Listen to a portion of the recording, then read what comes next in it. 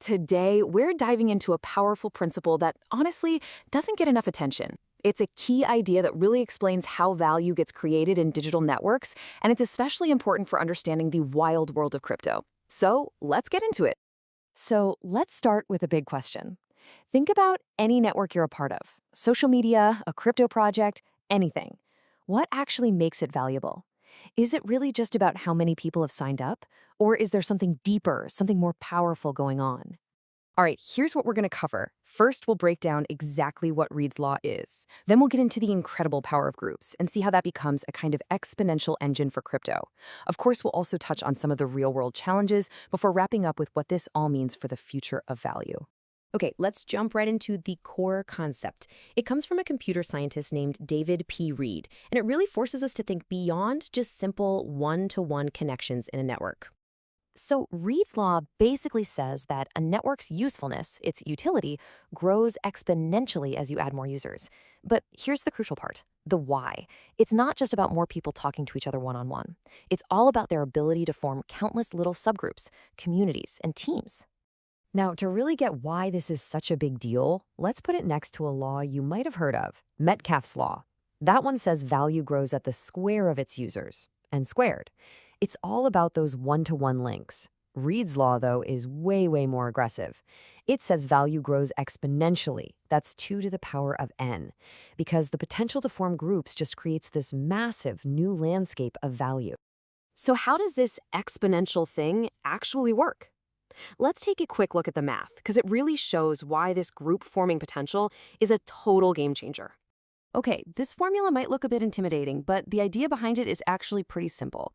For any group of, say, n people, the number of possible subgroups is 2 to the power of n.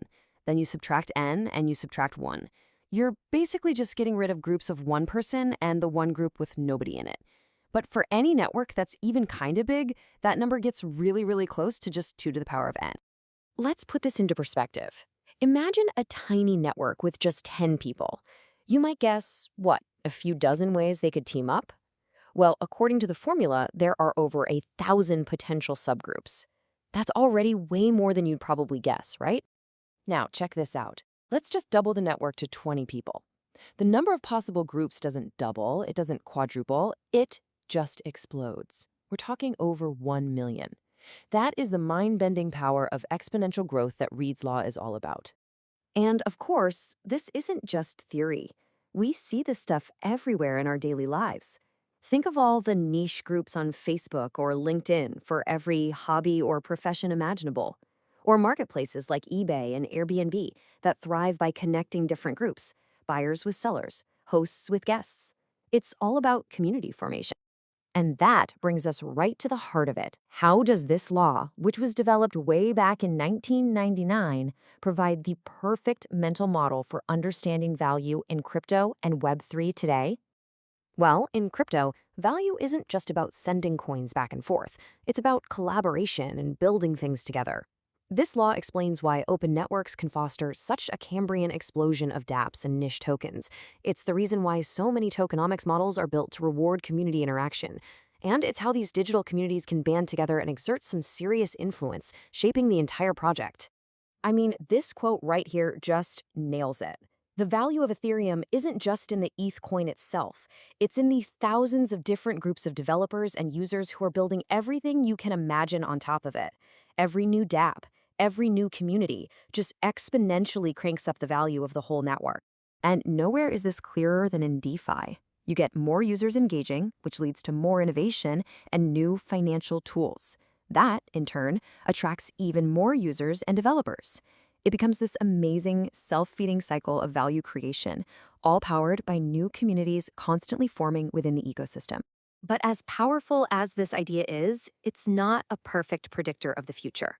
The real world has its limits, and it's super important to understand the challenges that come along with all this exponential potential. Look, the key thing here is that theory and reality can be two different things. For one, we're only human, right? There's a limit to how many social connections we can actually maintain. And let's be honest, not all of those 1 million potential groups are actually going to be active or valuable. And as anyone who's used a popular crypto network knows, explosive growth leads to very real problems with scalability. not to mention how complex it gets to manage governance and security when you have so many moving parts. So after going through the theory, the application in crypto, and the real-world challenges, what's the big takeaway? What does this tell us about the future of digital value? It really all comes down to this. Reed's law shows us that the ultimate engine for creating value isn't just the tech, and it's not just the total user count. It's about a platform's ability to foster real community.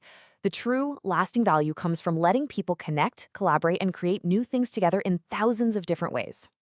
And that leaves us with a final thought to chew on. In a world where technology makes it possible to form an almost infinite number of groups, the real competitive advantage isn't just having the best code. It's being the best at building the most vibrant, the most engaged communities. The real question is, who's going to be the best at that? Thank you for watching. If you got something from this, please like the video and support the channel by clicking on the subscribe button. That really helps us. Thanks again.